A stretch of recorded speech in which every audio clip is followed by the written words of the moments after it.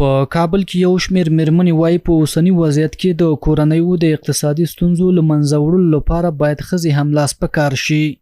دوی ښځو ته د کاري زمینو، وړو کاروبارونو، د لاسي توکو د خرڅلاو لپاره د ځانګړو بازارونو، مالی ملاتړ او نورو برخو کې د اسانتیاوو د برابرېدو غوښتنه کوي.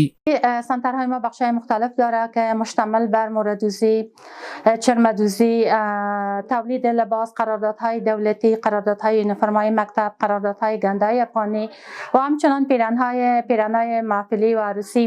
یعنی در بخش‌های مختلف خامک‌دوزی، مربوفی و اینا و حتی بافت کرشنین کار میکنند. به صورت عموم اگر یک نظر کلی بر فعالیت‌های تمام زنان افغانستان پرتیم، به این نتیجه میرسیم که زنان افغانستان هنوز هم در هر شرایطی که باشه شهامت خود از دست ندادن. اونا میتونند که پا به پای مردای فامیلشان گام بردارن و اقتصاد خود کنترل کنند.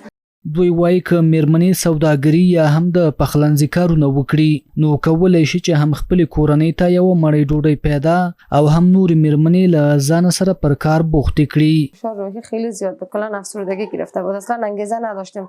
باز وقتی که از وقت کارا شروع کردیم خوب است، انگیزه ما هم خوب شد، فشار روحی ما خیلی خوب شد، از بین رفتن.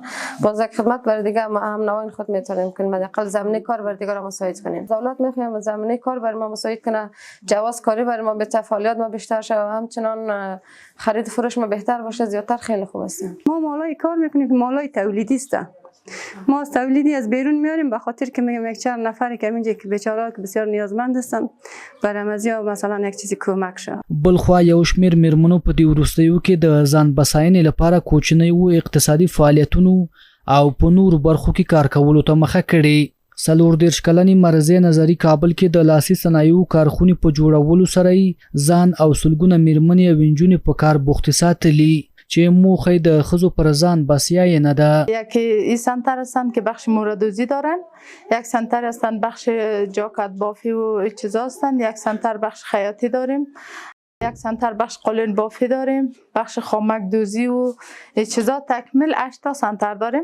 تقریبا 60 نفر شاگرد دارم، به جز از کسای یاد میتونم دیگه هم 1.5 نفر چیزا کارگر دارم. بلخوا د صنعت او سوداګرۍ وزارت چارواکي وایي په افغانستان کې د متشبثو میرمنو د کار په وړاندې هیڅ ډول ستونزه نشته. د یاد وزارت د معلوماتو پر اساس دوی د متشبثو میرمنو ملاتړ کوي او تر اوسه له 9000 ډیرو سوداګرو میرمنو ته د کاروبار جوازونه ورکړي.